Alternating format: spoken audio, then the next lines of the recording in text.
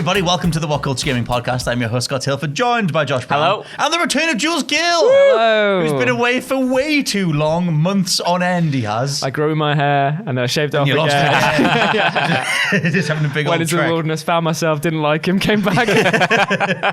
Jules, are you a fan of Fortnite? Oh yeah, unbelievably. I mean, I rock my Fortnite t-shirts, I'm dabbing everywhere. Rare is the time you're not dabbing. Do you know, actually, and this is not me just trying to Flossing's do what a I meant. bit, I didn't actually know what Fortnite was for the longest time, for about a year until after it came out. And this Right. is somebody who works quite intensively in the game. Oh, that's most of the industry. Because somebody just said, oh, it's just exactly like DayZ. And I was like, but for kids. And I was like, well, that doesn't appeal to me then. But the whole version of that initially was that weird, like, wave-based thing where you had to defend stuff. This isn't at all what the podcast is, but what were you going to say? I can't remember. I was just going to say, how did you manage to avoid that in this office? Because of the fact that I am very good at tuning you out. Thank you. Yeah, you are, to be fair. I always come over, I'm like, Jules, and I know you're not listening to anything on your headphones. I know there's no music going in there, and I just forcibly remove them from you. Do you know what the thing is? I'm actually listening to one of your voiceovers as well, so it's actually like a double up. I still tune them both out. You can't tune me out, though, which is why we're here now. That's very true. I had to get him in the room. But yeah, so Fortnite had the whole end of Season 10 thing, big live event,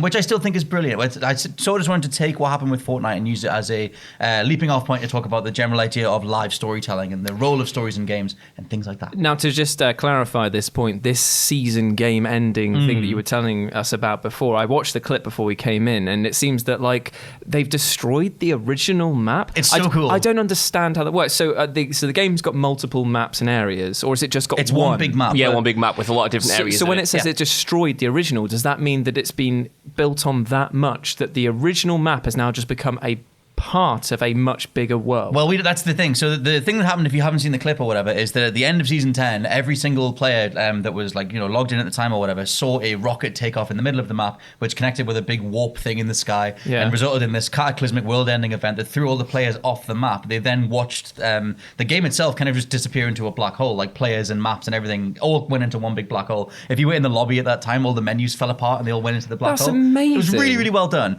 I think it was a really cool idea. And so right now, at time of recording, if you go on any of the official streams or anything, it's literally just still the black hole because they don't know what's going to come next. Oh, right. So it's either going to maybe be Fortnite 2 or whatever the hell. But I think that as a general idea, it's an incredible thing to do. Like, because apparently about 6 million-ish people watched it. It was like 4.5 on YouTube and 1.2, I think, on Twitch.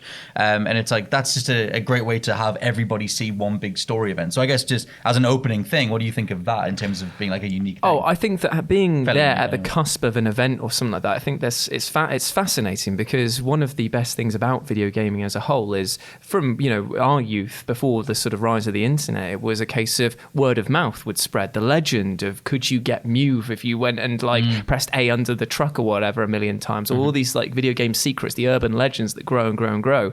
This is basically taking that and applying it to a generation that's never been more connected, but still making it feel like an exclusive event. Yeah. You were there seeing it happen. You were there in the lobbies. But what if you weren't? You'll never get to experience that. Hello. But you'll get to see other people's reaction. And I feel like that exclusivity That is was amazing. the thing. Like, because obviously, like, Fortnite's reputation is all over the place. I don't play Fortnite. I used to when it first came out, but I don't really care about it anymore. But like, in terms of them doing this thing, I was saying to Josh when we did the news on it, like, it makes me think that they've just made like a life memory for a whole new generation of gamers. Like, when those people get to the ages that we are, the old creaky past 30 for me and Jules, but not you, Josh. Not yet. Oh, you're going to get Then- it one day. Yeah. Your hair is just going to All go the hair's like... gone. Hair gone, metabolism gone. Those KFCs are going to catch up to me, man. Excuse me, what are you trying to say? You trying to say that once you get 30, you get fat? No, I'm just saying that, my diet isn't good in that, You're a fat eventually. ice, mate.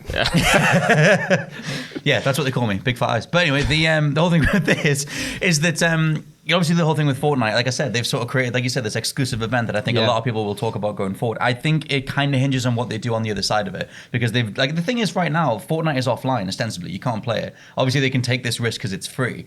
But like, like if you try and log into Fortnite right now, all you get is the black hole thing. That's only just hit me. So they're taking off one of the biggest selling and most profitable games Right now, it's ever offline. made, Yeah. and Yeah. you can't play it. Not right now. But then imagine the influx of players who will come back.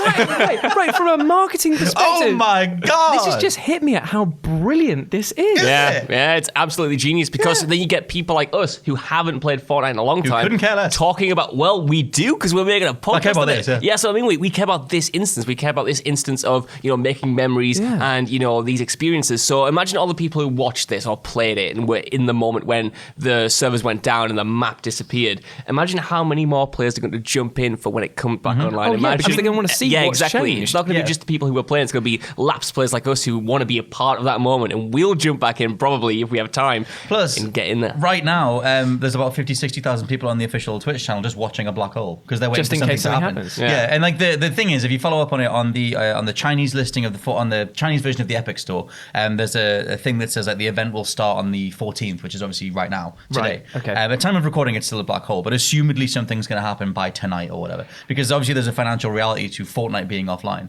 or not being played. Do we know how much they're sort of air quotes losing by being offline? I tried googling that. I don't know what its average take is. I guess they wouldn't. They probably wouldn't publish that sort of. No, but it's like still though. Like the thing is that I think that the core of it is that they've done a major creative risk, and you never see that from a company as big as Epic. Because although Fortnite doesn't really have it has lore, but it hasn't really got a story. I love that they've done this big story-based event, or at least it's being discussed as a story. It's their way to reboot the island or reboot the world as it is. If they come back, in my opinion, the best thing for them to do would be to announce Fortnite 2, because I feel like you're getting to the point now where it's got level based stuff, hasn't it? And like, do people hit level caps and stuff like that in this game? There's a cap, there's definitely leveling. You get loots and stuff, you'll get the character, the skins and stuff that you want. Like, if they want to make a ton of money, they just go Fortnite 2, everything's reset, and you've got to start all over again. I mean, it's the franchise and the annualization of video games that you see. Like, you get your team to the top,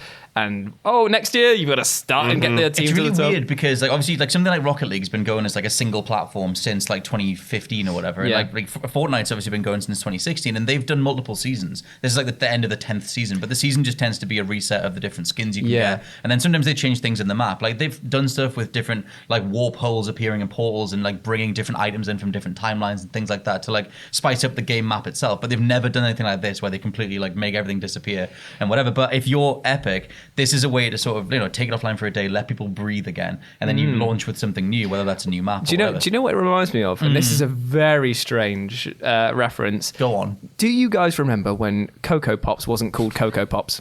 Oh, I can't believe that's right. I took a drink before you said that. Wasn't what I expected. Almost choked and died live on a podcast. Okay. So back in the day, Coco Pops, for some unknown reason, changed their branding to become Choco Krispies. Yes. And their theme song used to be, I'd rather have a bowl of Coco Pops. That used to be what it was. Then it changed and they tried to fit the new name in. So it's I'd rather have a bowl of Choco Krispies. So basically what happened is they got you to phone a number to say, do you want to change it back to Coco Pops? They got an inundated amount of calls, like with people paying like a couple of quid each time just to vote to say, I want it back to being Coco Pops again.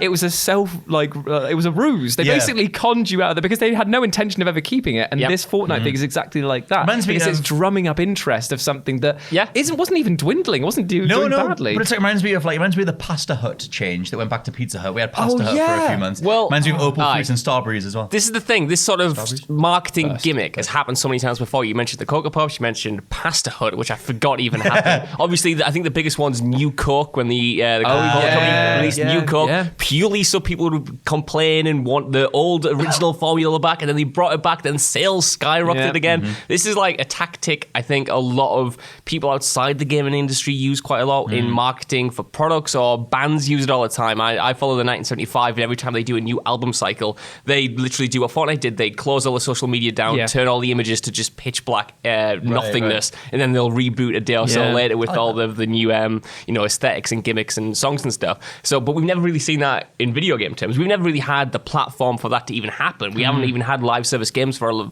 on this sort of level where they're constantly changing at a with sort of base level. And we've got seasons and stuff. But we have had things similar in the past, like World of Warcraft and subscriptions and things that have set the foundations for something like this to happen, I would say. Because I was going to say that the World of Warcraft one is probably the first instance of a sort of like gaming event, because the way that it started was that there was a boss and it could kill you by applying an effect onto your party that would just drain your health immediately. It would be basically like hyper poison, let's just call it. And the problem is that the devs for some reason didn't code it so that the ability could actually affect your pets. So that meant that when your pets would be infected, you'd bring them into a non-hostile area where you can't engage in PvP, but because of the poison effect, it would damage and kill people inside of an area where they had no idea how to counteract that. Right. So you'd end up with literally entire servers being full of just dead bodies and no one being able to like get in there and resurrect their characters. That was intentional though. Well, that's the thing. The devs have gone on record saying it wasn't the way that they planned it, but it did allow them to kickstart a new sort of massive gaming event, or a world event as they coined the term for it. So basically they turned a huge PR disaster into one of the biggest selling points of the game, because everyone walked around going, why is my character dead? What's going on? Then they ushered in this whole, I believe it was something to do with the Lich King, something like that, wasn't it? Like a necromancy. I've not been much Warcraft. That's the thing. I don't know this one off the top of my head, but I know that it had something to do with like, the dead are rising, you've got to avenge them, sort of thing. So they just turned a huge blunder into a massive like positive. Yeah, because like Warcraft especially, like they've done things where they've had like obviously the Christmas events, everyone goes and meets up at certain points and you trade gifts and stuff. And then Destiny has like, I mean, any sort of live service game tends to like transform their hub world or something, and you get that shared experience. But I can't think of hardly any games that have done story events, or they've done like meaningful animations in front of people. Like one of the only other ones, again, I brought this up on the other video, but like is Elite Dangerous. And I love that they designed an entire alien invasion, but only one player saw it. And it's like one player was just like, driving around, all the lights on their ship just shut down. They were like, what the hell's going on? And this giant ship just came in above them. And it was like, only like one person saw it, and they managed to record it on wherever they were playing, and they put it online. And it was like, guys, has anyone else seen this? They're so lucky that they actually recorded it. I know. I guess if you played it as someone who never saw it, it's like, well, that work's kind of wasted then. And someone else has to go and do it. But I think like, in terms of like ways to implement live storytelling, it's an entire new front of like narrative that we just haven't even seen. And it plays into like the idea that gaming is an active medium. You have to approach events like that with the same thing that you're trying to do with any sort of product in this day and age, which is you have to try and get viral marketing to work for you. It is, if you went out there and just said, hey, look, this game's got some DLC coming out, blah, blah, blah, blah, here's a trailer. Yes, you might get thousands and thousands of views and people going, oh, wicked, I can't wait for that. But it's a case of, it might just be bypassed by the casual fan. They might just like not see it. But if you make it ingrained into the game itself, or where you log in, there is like a war going on, and you're coming in and going, what the hell is going on for this like event? And you're going to get more invested in it because you feel like you're shaping part of the game's narrative rather than the game telling you its narrative in a different form. I might argue the inverse of that in a way, because although that is very sort of engaging and it does encourage you to sort of like stick around, you can shape the world. I do think there are so many possibilities that are just kind of being underused when it comes to games as service, and having these living, breathing worlds that you can change, you can sort of, morph into something interesting and have these unique events that make these memories. But at the same time, I can also see from a developer or a publisher perspective of, you have something good already. You have Fortnite, which is so popular. Like, even though this is very much a marketing trick and even a gimmick potentially, it's still a risk because you're still messing with the foundation of something that players, love and have responded to and want to, continue playing on. Like that original Fortnite map, it's changed massively since it first launched, but it's still something sort of, distinctive to that game, and people, love it. People are familiar with the areas. So that suddenly, if they do change that to something completely different, then you might risk losing people along the way. But for me, it's worth the risk because you do then get those interesting new possibilities. You get to be exciting, you get to be daring, and a lot of people, I think, like you said, will still be invested in it as long as you just take that step and give them something good in return. As long as you're not taking anything away, as long as you're not replacing it. And then I do think it would work sort of like New Coke or like Past Hut or something, where you get to have something new and exciting, and then further on down the line, you get to double up, you get to bring the other maps back, you get to cash into that sort of nostalgia, as it were, and people people will respond to that as well. It's an easy win. All those examples, like New Coke and Pasta Hut, whatever, all those ones, they all reverted back to what they were. Yeah. So it's like history kind of dictates that as much as a bigger risk as this is, Fortnite shut down and we're going to try something drastic, like that, black hole thing will undo itself and what'll fade back up is the same map again. And then there's already like fan theories online that have kind of looked into, because some of other Fortnite events have involved superheroes and like alien entities and stuff coming through Thanos, the map. didn't we? And they had Thanos as like a bonus mode, but they've had like random figures appear in the sky and things like that before that have like flown through the map and then disappeared again. And there's already like a fan theory that there's like 7 previous visitors and 7 cycles to the world, and this is the 7th one or whatever. Then the whole thing is just one giant loop, which is like in itself kind of it's not an intentional comment on gaming loops, but that's kind of what it is.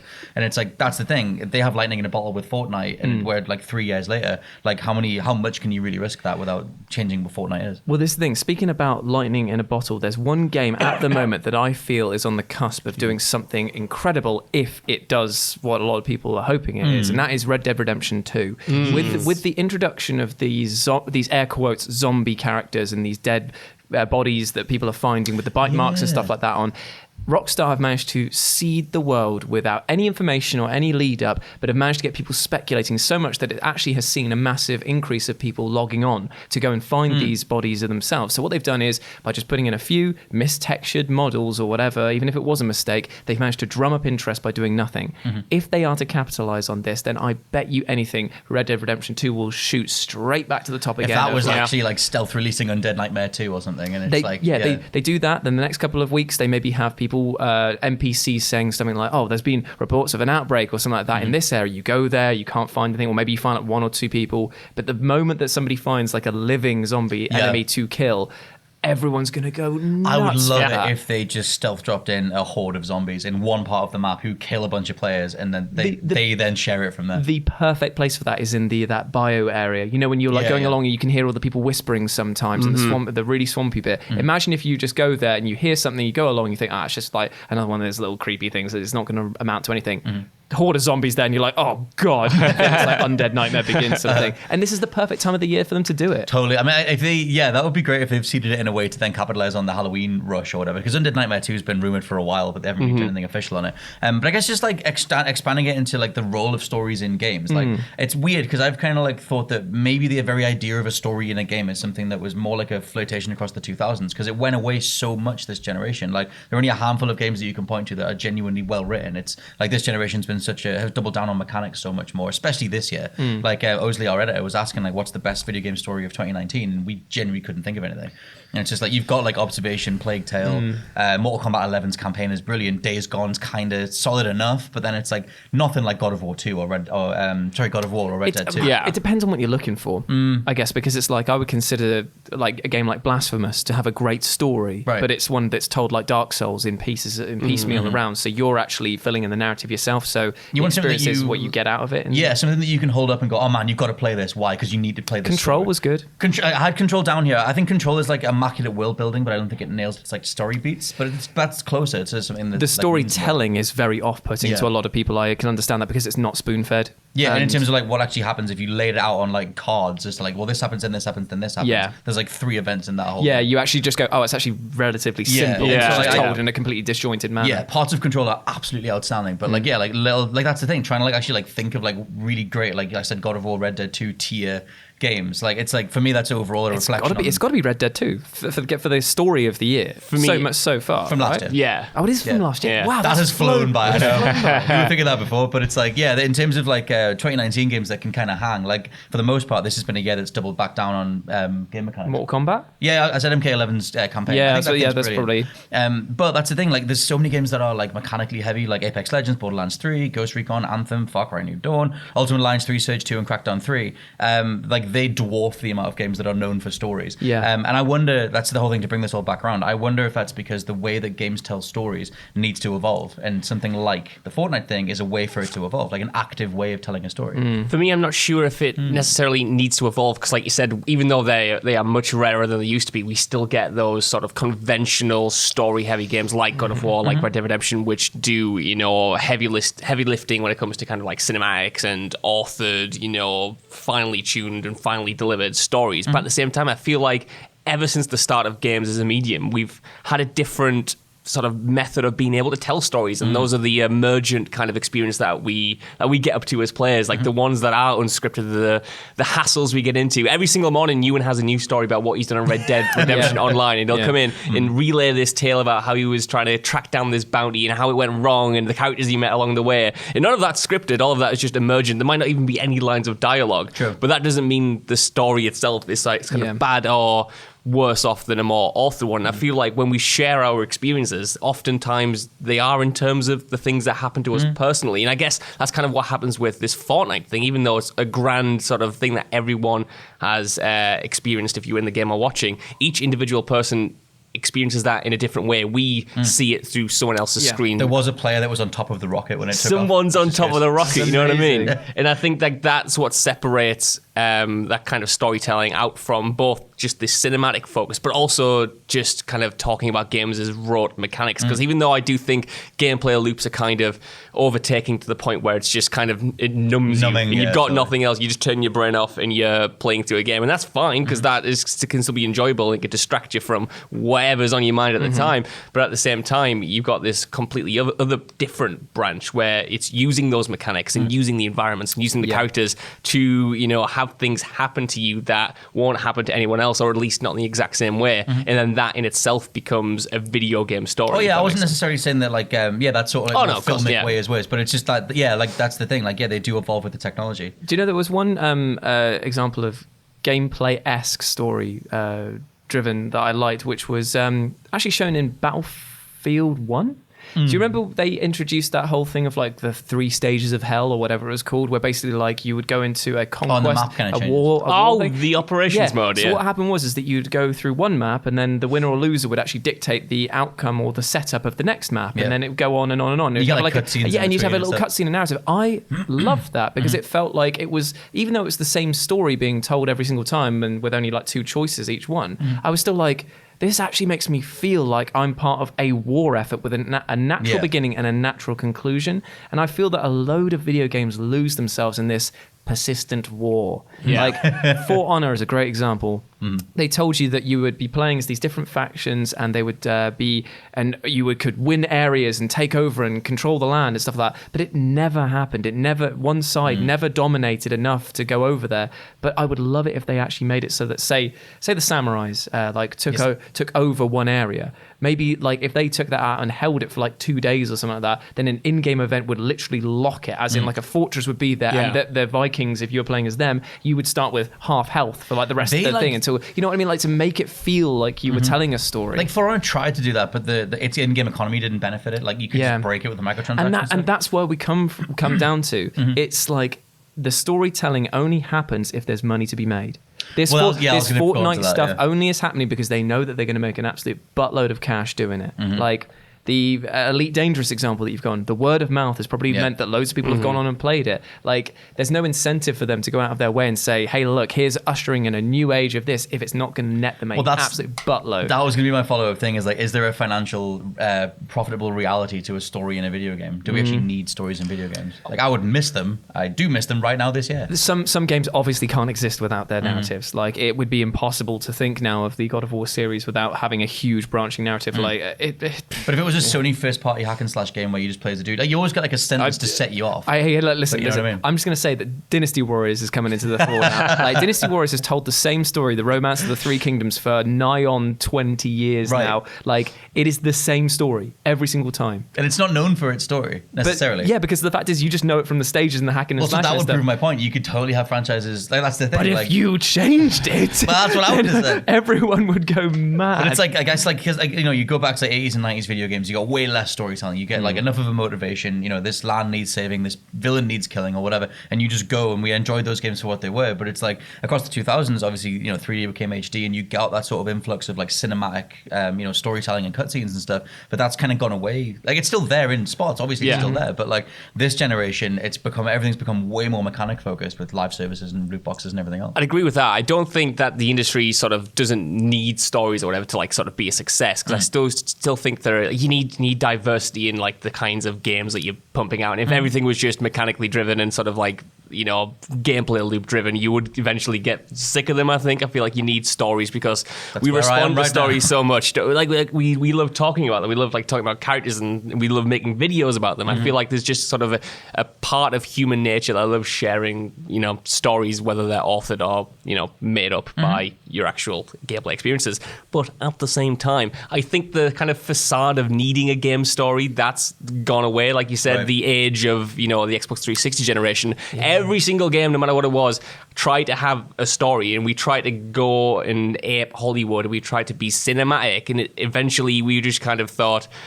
why are we doing this? Video games excel when they're being video games. You don't need to hammer in a story to try and justify them as kind of art or worth playing. You don't need that element, because the core elements that are unique to the industry and the medium, they can excel on their own, and that's ultimately why people sort of come to them in the first place.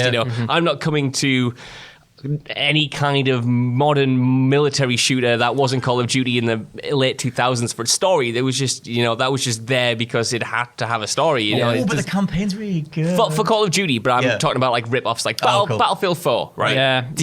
Not at all. I don't remember a single thing about it. And I played it all the way through, and even as I was playing, I was just like, wow, this is skyscraper fell over really nicely. Hey, that was really good. That was multiplayer, wasn't it? That happened in multiplayer as well. The only time that I actually got excited about a military shooter storyline was Homefront, because it was written by the guy who did Red Dawn. Was that right? I don't know if it was, but it was definitely the premise. There was some writer that came on and did a really, really good job of it, and the story itself was really interesting. I won't say it's good, but it was interesting. Speaking of the gameplay was crap though.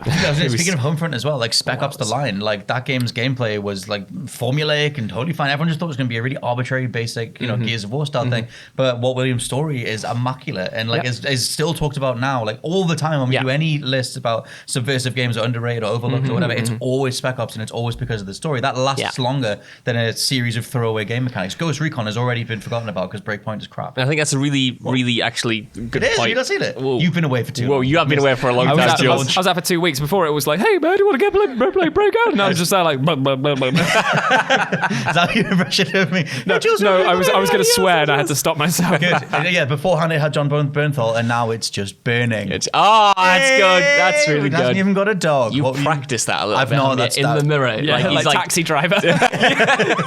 With my little joking with me. Anyway, you were going to say something, I believe. I can't remember. I think mechanics. The point was, yes, we forgive, obviously, games, a game that has really great mechanics. If it's got a naff story, you kind of just it's serviceable, but the real meat is on, the gameplay aspect. Yeah. But at the same time, we do that inversely with great stories, like you said, in something like Spec Ops: The Line, where we will talk about that, and then we will use the greatness of the story to justify mechanics that aren't so good. So I feel like, to me, that kind of sums up why stories are kind of still necessary and will never sort of go away, because when you have a great story game, it doesn't need to have great mechanics to be good, and if you have a great mechanically driven game, it doesn't need a great story. It's weird, isn't it? Because they're kind of they are almost mutually exclusive. It's you'll put up, like you said, you'll put up with a good story. Sorry, you'll put up with bad gameplay mechanics if the story's good, or vice versa. But it's things like I've got down microtransactions, live services, season passes, games as a service. They're all things that get away from storytelling. They're all things that don't benefit 3-act structures or building to climactic points or whatever. And it kind of gets in its own way. I feel like the gaming industry has become entirely a gaming industry this generation. And there's only a handful of games we can hold up as really worthwhile stories. Yeah. But then it's especially this year, it's been very mechanically focused. But yeah, I was just thinking about the huge disappointment that a lot of players experienced when playing Battlefront 2, because that story was bigged up as being an essential part of the Star Wars canon. We talked to the writer, we did indeed, and he was very happy with the work that he'd done. It was just a shame that the implementation of the story was quite weak overall. But I felt that detracted so much from the end result that I really wish that it wasn't included. Yeah. And that's so sad to say that. But it just goes to show that if your game mechanics as well, and obviously we know all the rest that went on with Battlefront 2 with its loot boxes and all that stuff, but if your story is bad, then don't include it. If the Call of Duty saying, oh, we're not going to include a campaign in this one, and people went nuts for it, but then they turned around and just said, listen, you little oiks, if you finished the campaigns, maybe we put more of them in. Yeah, that's true. But then, like you said before about but that was just me. That's me doing impersonation, not me actually. That's literally what Activision sound like. Yeah. But you told me like that was the whole thing with Black Ops 4, and then Jules said the whole thing about like there has to be a financial reality to putting it back in. Modern Warfare's getting its campaign again because the gap made by Black Ops 4 made it a desired thing again. So they almost needed to take it out to make people go, hey, hold on, no, we need that. Yeah. And then they brought it back again. Whereas you probably wouldn't even get a Modern Warfare reboot with a campaign if it wasn't for that stuff. No, and it was the same with sort of, I guess, Titanfall as well, when Titanfall original didn't have sort of a conventional campaign. It had that kind of story-driven multiplayer thing that didn't really work. And everyone was like, no, it's just bare bones, so we need a campaign. Multiplayer, but not a story. That was kind of a one that worked out quite well, though, because then, Respawn did put a campaign in Titanfall 2. Which was actually and it was actually really good, Perfect. I adore that thing. Because one of the things that I was going to say after listing all the microtransaction live service stuff is do you think that overall this whole this sort of changing of the guard to put more impetus on mechanics hurts the medium overall, or can gaming still excel through just really solid mechanics? Obviously, that used to be the case with the arcade mentality in the 80s and the 90s, but for me, if you're going to start putting feet in cinematic presentation across the 2000s, you should carry that through and keep going. And there are games like God of War, Red Dead, Death Stranding's coming out soon that everything Naughty Dog does. The Last of Us 2. I think the reason The Last of Us 2 is being talked about so much is because it stands out more now. Yeah. It's here's some characters that you love and and here's a story that we're all going on together, and that's just such a powerful thing. I don't like how much it's become that it's almost a risk to do a story-based game now versus how much of a demand there was for it in the early 2000s. Like you were saying before, every game had its cinematic experience, and maybe it was so full of itself that it overcompensated, and we had a glut of it. And now we're into the mechanics thing where it seems that you stand out more if you have a fully fledged non-online component, non-loot box centric mechanic and are just doing a story. People are just kind of like, right, what? Because Control, like I said, an immaculate game in the vast majority. I don't like the way it ends, but I think the vast majority of that is phenomenal. Right. But that hasn't sold at all. Because I was just going to point out to you, there's a reason why it is listed as a AA title. At some point, somebody looked at that and were just like, okay, your gameplay is great, your graphics are great, when they're not stuttering, your characters are great, and your story is convoluted, but still brilliant. Why are you not a AAA title? What, you have all the makings of one, but why are you not? Oh yes, it's because you're not going to make us and Fat Cat over here an absolute bank. Maybe. I mean, that was the whole thing with in Remedy's case, breaking away from Microsoft after Quantum Break, because that didn't seem to go down very well, and then they ended up I forget who they hitched up with to do Control with. Oh my god, 505 games, and it's just like you said, they kind of went with almost like a AA publisher. It's weird the way it shook out. For me, I struggle with sort of because Control hasn't really sold all that well by the looks of things. Which sucks. But I don't want to make the sort of EA issue of putting that on the single player alone, being just saying, oh, it didn't sell because it was single player, no one cares about stories without the marketing there's a lot of other elements that you have to sort of consider before you just go straight to the story and just say, well, no one wants to play a story driven game, so now they're dead. But that's what people are going to see. That's what their bottom line is. It's like, it didn't sell. What was that game about? This is what it was about. That doesn't sell. At the same time, God of War, Red Dead. It's always sort of but God of War and Red Dead were handled by huge publishers and given loads and loads of boosts and money. And they were both, and they're both from previously successful franchises. They were both original in their concept back when story-driven games were a big thing. True. I think with them, I keep hinging a lot on God of War and Red Dead because I think they're the zenith. There's so much money in those games, especially Red Dead 2, and it still pulled it off. And it's it's weird. Obviously those games are so labyrinthine and humongous, and they still Red Dead has its multiplayer component, but the amount of money that was put into the advertising, for me, Control's biggest issue is its messaging, its advertising. We barely knew it was coming out until it was out. I'll tell you what as well. I feel like at this point, I don't know if publishers and developers are interested in making up a new franchise that people will care about in the same way they do Red Dead or sort of God of War. I was looking this morning and Uncharted 4's sales, or maybe it was all the sales. So anyway, it was something ridiculous, 16 million copies. Yeah, right. And those are single player games. That's a single player sequel. But people cared to see the end of sort of Nathan Drake's journey. People stuck with the developers and the publisher for that long and wanted to see these characters, get a send-off, and that translated over to sales. It's when you expect those kind of mammoth success stories to happen the first time round for you to deliver Control, and then you look at it and you say, why didn't that sell 5 million copies? Oh, I guess it must be a mistake. No one wants to buy single-player games. I guess we're going to can this and play Anthem 2 instead. Psychonauts is a great example of that as well. It's a game that was reviewed so well by so many people and yet didn't shift because... And I'll let you fill in the blank because I don't know. Because they don't know. Because Microsoft didn't know. No one knows why it didn't do. But it just didn't hit that sweet point. And sometimes it just happens. You think you've got lightning in a bottle and you have this amazing concept, this amazing idea, and yet somehow it just doesn't take off. For love nor money, you can't. But it's like a lot of the industry, it is geared toward, like you said, in terms of the risk, the money that it needs to make back. It's the in thing for the biggest publishers to make games as a service, to have recurrent spending methods or models across months and months of game time, and you don't have that if you just do a story. And I think they're at the top, if they're crunching the numbers, that is like, well, why would we bother rolling the dice and putting all this effort in, all this development time to make something that's only going to really have a window of a couple of months, as opposed to making something that could monetize for the whole year. Well, look at Anthem. Anthem is still selling like hotcakes, despite everyone and their mum absolutely bashing it. Yeah, this is the thing. It's being critically panned now, and even the player base is sort of turning on it, and yet they're still playing it because that's I don't know why. It's just hard to break the cycle. They went from Destiny to that, and now they'll probably jump to Borderlands 3 because there's similar qualities to that, and then maybe they'll jump into another. It's just looter shooters. That's like the whole idea. Because there is some people absolutely adore looter shooters and just play them for as long as possible. I remember when something like Borderlands 3 dropped, and it's like within the first 24 hours people have hit the level cap and things like that. That is same with Destiny. It's just like they're going to live on those games as much as possible. But then obviously once any publisher realizes how much money that stuff makes, it then filters through to everything else. To roll it all back into Fortnite and bringing stories back into it, I think having a live event story makes it more financially viable because it makes people check in. It makes them play something on a longer timeline, waiting for the next thing to happen. Oh, it would make me more invested in a game if I knew that if I logged in that something might happen that was out of the ordinary. Like, what puts me off the most about games as service at the moment is, even though people say you only need to log in for 20 minutes a day just to go and get your daily rewards and tick some boxes and stuff like that, why should I?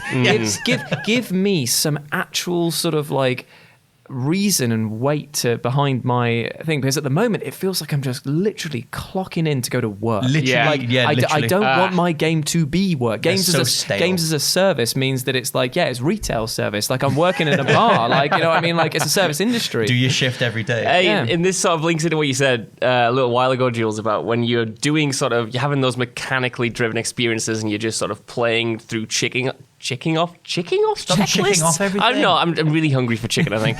Checking off checklists. Yeah. If that doesn't impact the world and you're not actually changing anything when you're doing that, what's the incentive to do it? Just because you get more XP, just because you get to level up your character, that's, to me, not anymore at least, that's not enough incentive to actually spend 20 minutes in a game. If I was clearing out zombie nests in Days Gone, for instance, the only thing that changes in the world is that then there's no more zombie nests. No one really comments on it. It doesn't change how I interact with the game. It doesn't change the environment. Everything kind of just stays the same, or at least it's either a black and white situation where there are zombies, now there aren't any zombies, and that's all you're really doing. It doesn't fundamentally alter the experience in any way, and it doesn't include a kind of story. You're not progressing really. There's point A and there's point B, and it's kind of like whatever happens in the middle, who cares? It makes you wonder, just very quickly, it makes you wonder if we only care because we were around for the 2000s. If there's a whole new generation of gamers that are coming up on Fortnite and everything else like that, on games as a service and microtransactions and whatever,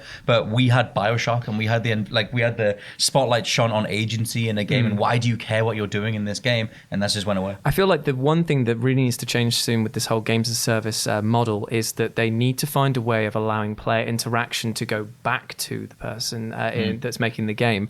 If, for example, you're logged in, you got your daily spin on the old loot grind or whatever, but it gave you, as well as all of these, a single coin, and that coin or whatever translates to a vote, and that vote allows you to say, what would you like to see in the next update? What would you do to see that? Then I would log in every day and do something like that, because I'd feel that my vote would therefore be put in with many other to shape the way that it's going. Would it mean that a new DLC comes early, or would it be that a new character skin gets unlocked if we all vote for this thing? Sort of thing. That would make it feel like there's much more of an engagement, and you are therefore, as we were talking about at the very beginning, shaping the story of it, because you are saying, I want this is the direction we want to go. Which is what, like, I remember with Square Enix tried to do with their augment your pre-order thing for Mankind Divided. I mean, that was awful. That was awful. But that was the whole way to take my concept. No, my point that's is, what they would do. That's that's a cool idea. Yeah, They would. It's really greedy. No, my point is though that they tried that before launch, before you were invested. They tried to make you pay more before you were actually in it, as opposed to giving you something up front and then continuing a story across X amount of time with their whole player base voting for different things to happen. That would be a great way to do it, and that also proves the power of stories, because like you said, it would get you playing. I'm even reading that thing on Fortnite this morning. I was like, I kind of want to play a little bit of Fortnite. Then I thought for a second, I didn't do it. The thing is that about game developers have to find a way of making their games not feel like a cycle, but making it feel that there is a start and an end to there. Because the moment that you start seeing things in their rotation and seeing that I'm just getting in to grind to get more loot, then you start just going, well, what's the point? There is no end game. But if you tell somebody that there is something coming in the distance, then you start thinking, hey, this actually has a purpose. We're working towards something. Yeah. Even FIFA, which I suppose you could argue is one of the see most... where you're going with this. No, I think it's quite a good point. I hope it is. Please let me know. Even with FIFA, which is sort of one of those rote franchises that comes out every year, people say, nothing's really changed, and that is kind of true. That recently implemented a story mode, but even before then, you had a career mode that people would invest a lot of time in. It wasn't, a big cinematic thing, but it gave you enough justification, enough sense that you were on a journey, or you were building something up. You were building up a team. You were getting them promoted. You were getting them relegated. You were signing new players. You were going into the future, and you were sort of building an enterprise, as it were. And I think genuinely that's partly why that game succeeded before you had, the online portion, before you had Ultimate Team, because you wasn't just the same match over and over again. It kind of was, but it wasn't framed like that. Right, it wasn't just, game for the sake of game. It was a match that contributed to an overall season success. You were winning points, you were losing points. There was still a framework of a story there, quote unquote, that you were working like around that sort of made it more satisfying than just rote gameplay. I think it's just overall it's narrative investment, and it's just like, I remember Yatsuko for Escapist said that the vast majority of games this gen you can put into two buckets. Either they're games that inspire you, make you feel something, or they're games that numb you. And it's true, like the whole numbing thing is something that keeps coming back over and over. It's like once you're hit up front with a certain gameplay loop, most AAA games now will just let you do that loop over and over and over and over again. And that can be incredibly satisfying, but it also is numbing. You can only ever go downhill from there, as opposed to something in a story context or a narrative context, building to something else. And I would always say that's why something like God of War or Red Dead 2 matters more than a Ghost Recon, an Anthem, a Borderlands 3, and Apex Legends. But let us know anything down in the comments below if you're watching on the video side, or come find us on social media if you're listening along on the audio platforms. For now, though, this has been the WhatCulture Gaming Podcast, and I've been your host, Scott Tilford, joined by Josh Brown. Goodbye. And Jules Gill. Goodbye. I will catch you next time. Goodbye. Bye.